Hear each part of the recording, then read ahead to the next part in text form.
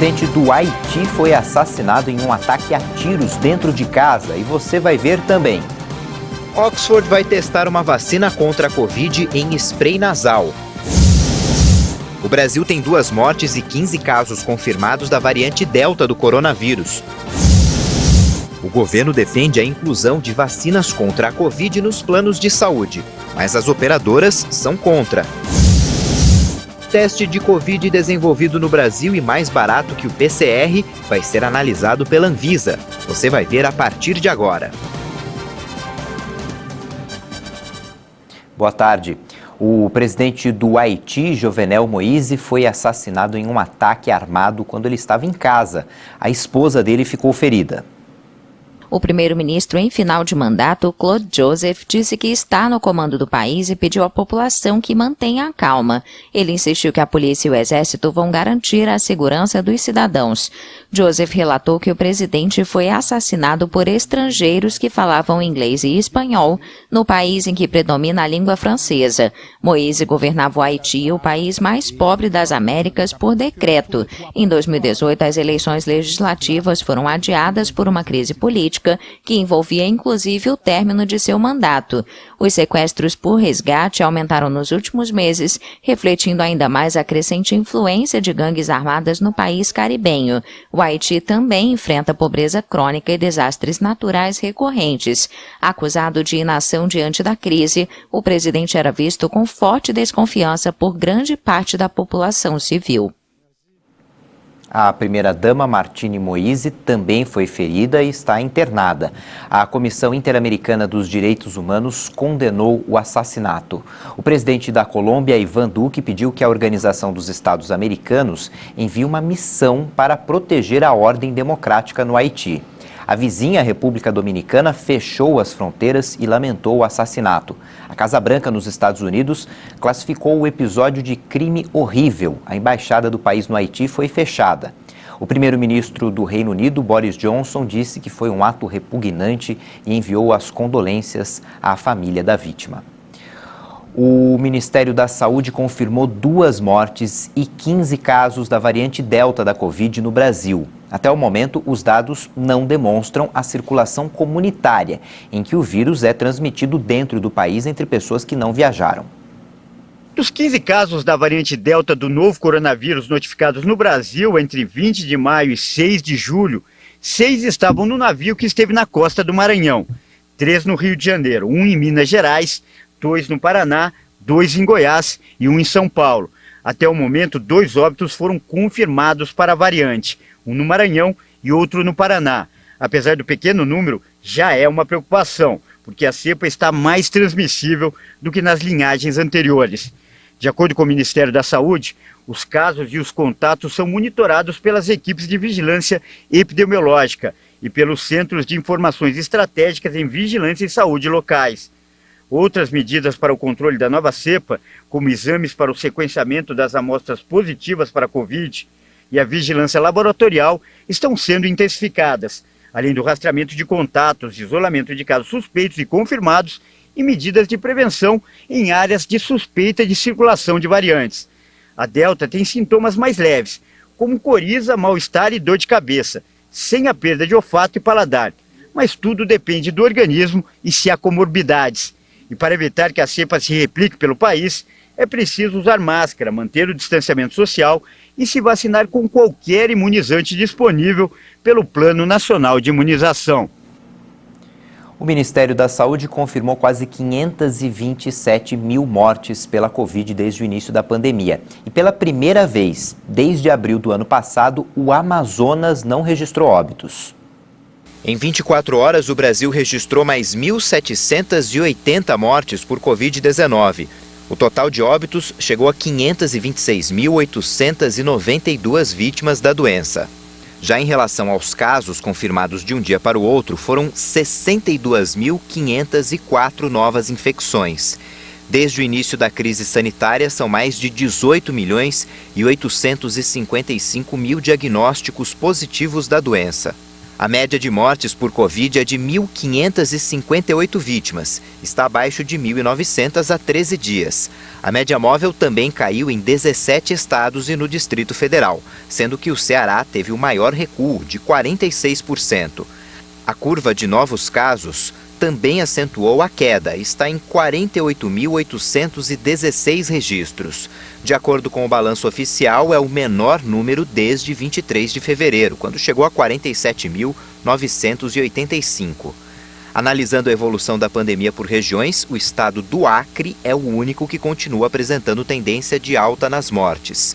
8 estados registram estabilidade: Alagoas, Amapá, Espírito Santo, Mato Grosso do Sul, Rondônia, Santa Catarina e São Paulo. Em queda estão 18 unidades da federação: Amazonas, Bahia, Ceará, Distrito Federal, Goiás, Maranhão, Minas Gerais, Pará, Paraíba, Paraná, Pernambuco, Piauí, Rio de Janeiro, Rio Grande do Norte, Rio Grande do Sul, Roraima, Sergipe e Tocantins. E vale destacar que o estado do Amazonas não registrou nenhuma morte em 24 horas pela primeira vez desde 1º de abril de 2020, no começo da pandemia. No sábado, o governo do estado do Amazonas vai fazer um mutirão de vacinação contra a Covid-19 em 5 municípios: Iranduba, Itacoatiara, Urucará, São Sebastião do Uatumã e Itapiranga.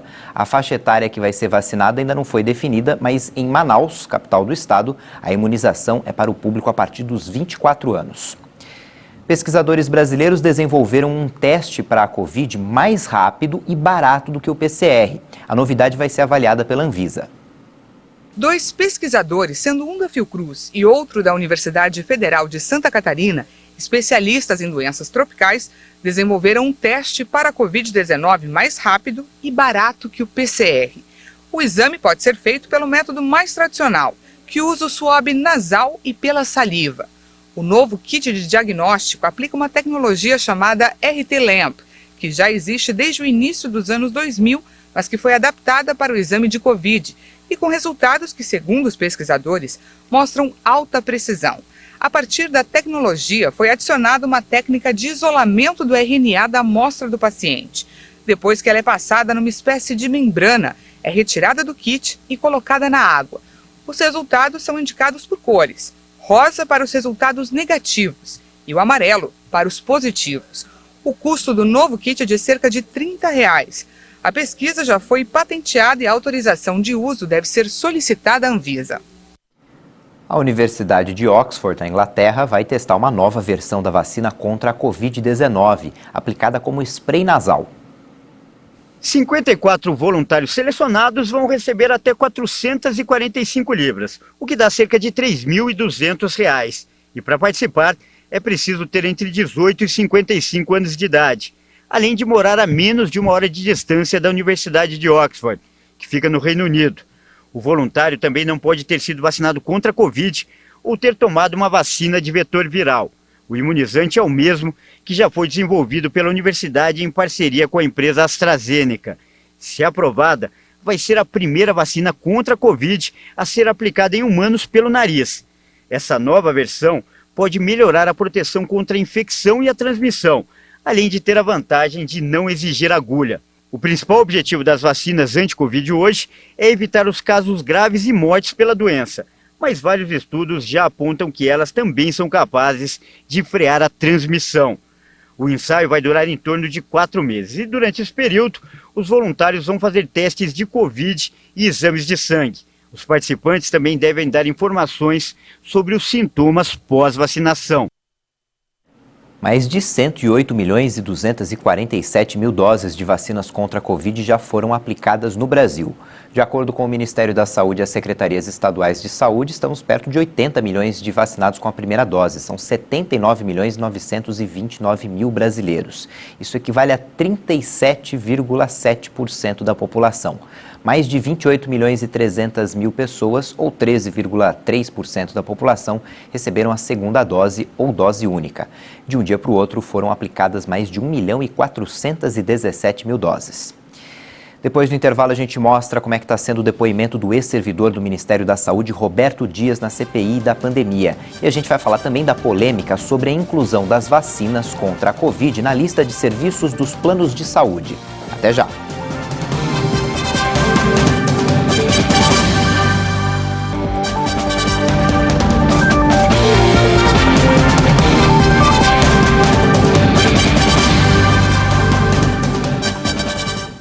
A CPI da Covid ouve hoje o ex-diretor do Departamento de Logística do Ministério da Saúde, Roberto Ferreira Dias. Ele negou que tenha pedido propina na negociação da vacina Covaxin.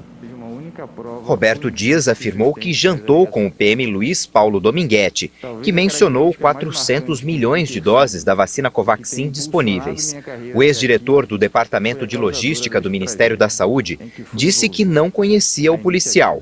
Dias negou ter pedido $1 por dose de vacina e chamou Dominguete de picareta. Nunca pedi nenhum tipo de vantagem ao senhor Dominguete e nem a ninguém.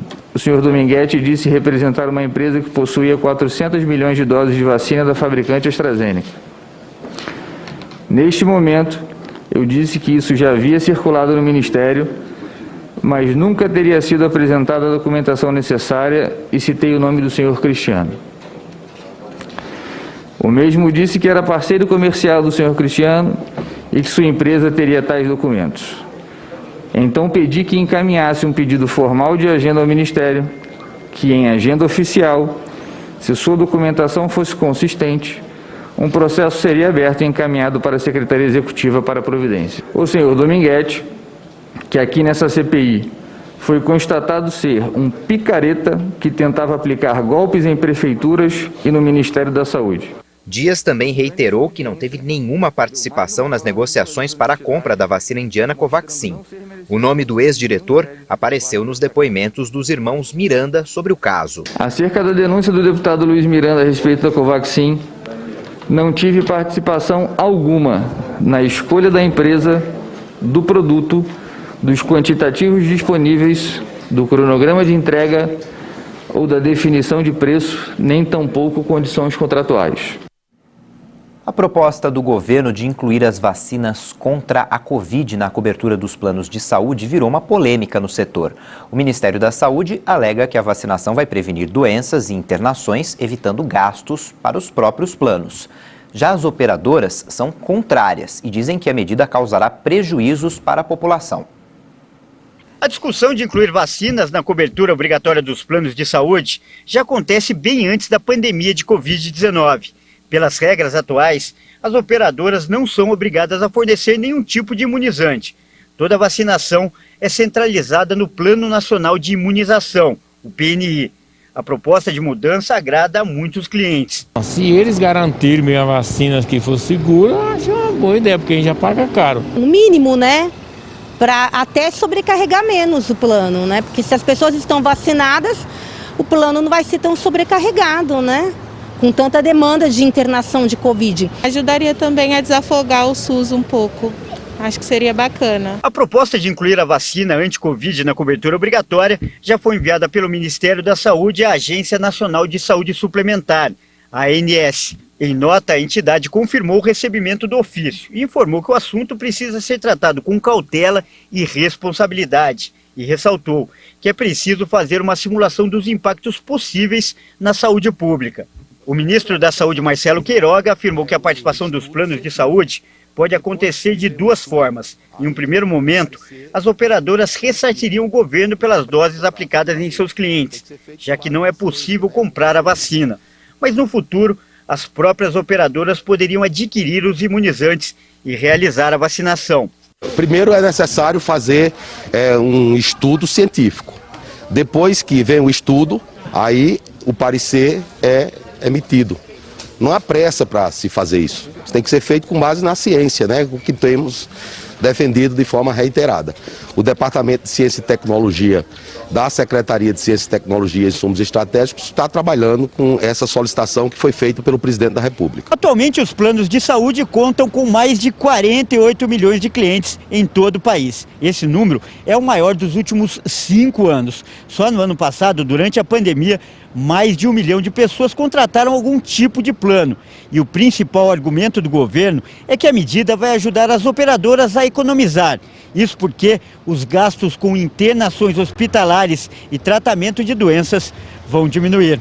As operadoras contestam. A Associação Brasileira dos Planos de Saúde acredita que a medida pode prejudicar a própria população. Quem não pode pagar um plano teria menos acesso às vacinas. E, por outro lado, os clientes dos planos teriam que pagar mais caro, já que os custos da vacinação seriam divididos por todos. O plano de saúde, ele é organizado igual o sistema de previdência, é tipo uma poupança coletiva, uma vaquinha.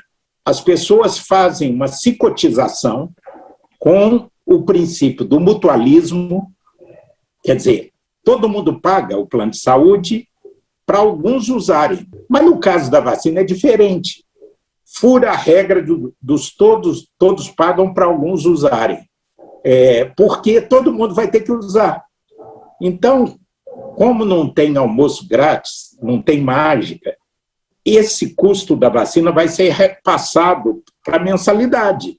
Então, como todos vão usar, você vai ratear para o conjunto e é como se a pessoa pagasse a vacina do próprio bolso. A Associação Brasileira de Saúde Coletiva, a Abrasco, que engloba profissionais e pesquisadores da área da saúde, teme que a medida favoreça quem tem mais poder aquisitivo. É um temor da gente, é o que a gente tem chamado, vai aumentar a desigualdade que o Brasil tem. Aqueles com plano de saúde vão ter acesso mais rápido e aquelas outras pessoas que não têm plano de saúde podem ficar lá para trás e não há vacina. A questão maior hoje é essa. Há uma escassez de oferta de doses de vacina.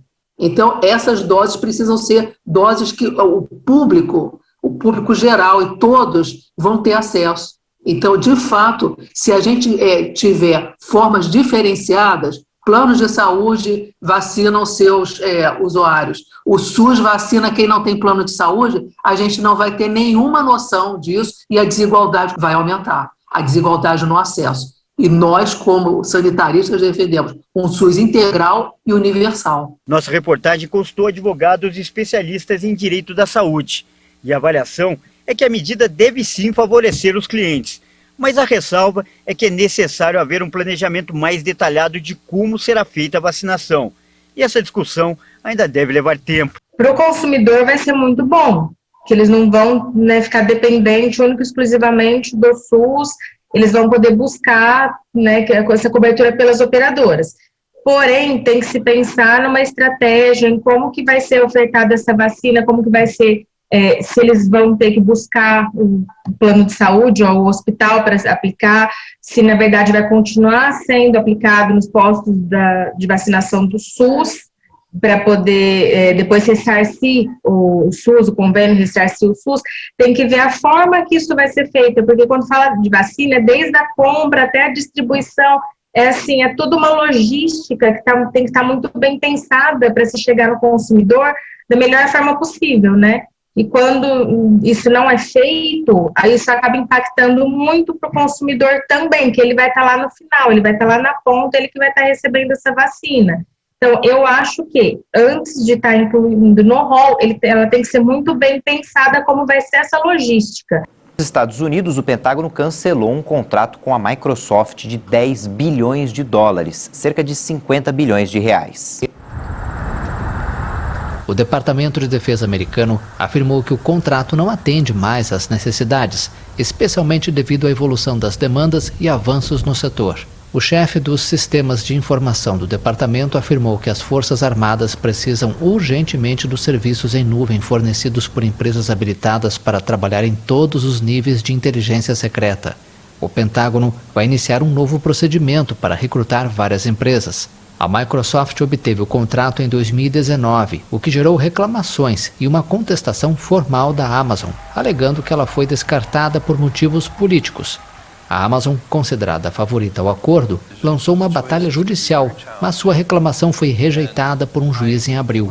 A Amazon alegou que perdeu o contrato por causa de uma vingança do ex-presidente Donald Trump contra seu fundador, Jeff Bezos. O Instituto Butantan vai antecipar em 30 dias a entrega de 47 milhões de doses da Coronavac ao governo federal, finalizando em 31 de agosto. No dia 14, o Butantan recebe 12 mil litros de insumos, que vão gerar 20 milhões de doses.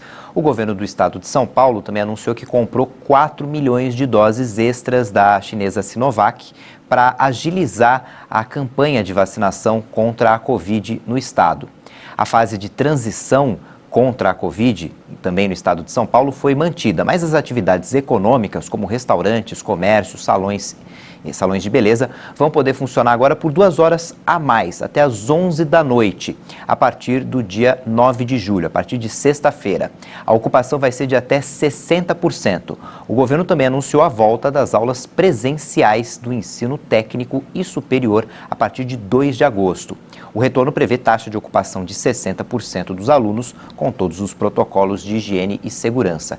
E São Paulo ainda vai realizar 30 eventos modelo de cultura, negócios, lazer, esportes e turismo, com vacinados e testagem obrigatória a partir da semana que vem, a partir do dia 17 de julho. O primeiro-ministro canadense Justin Trudeau anunciou Mary Simon como a primeira governadora geral indígena. É um cargo simbólico de representante da monarquia e a nomeação vem em um momento em que o país repensa o passado colonial. A representante oficial da Rainha Elizabeth II no país de Commonwealth, Mary Simon, foi nomeada como a primeira governadora geral indígena. Canada is a place defined by people. O Canadá é um lugar definido por pessoas. Pessoas que servem aqueles ao seu redor, que enfrentam grandes desafios com esperança e determinação e, acima de tudo, que nunca param de trabalhar para construir um amanhã mais brilhante. Em outras palavras, pessoas como Mary Simon. Francamente, precisamos de mais líderes como a senhora Simon em altos cargos. Simon é ex-jornalista e defensora dos direitos dos membros dos povos nativos Inuit. A decisão ocorre no momento em que a nação enfrenta um ajuste de contas com a sombria história colonial. No fim de maio, uma comunidade aborígene relatou que foram encontrados restos mortais de 215 crianças perto de um antigo internato na Colômbia Britânica, construído há mais de um século para integrar os indígenas à sociedade. Essa edição fica por aqui. No YouTube você pode rever as nossas reportagens. Já tem outras informações com a Juliana Dariva. Tchau, boa tarde.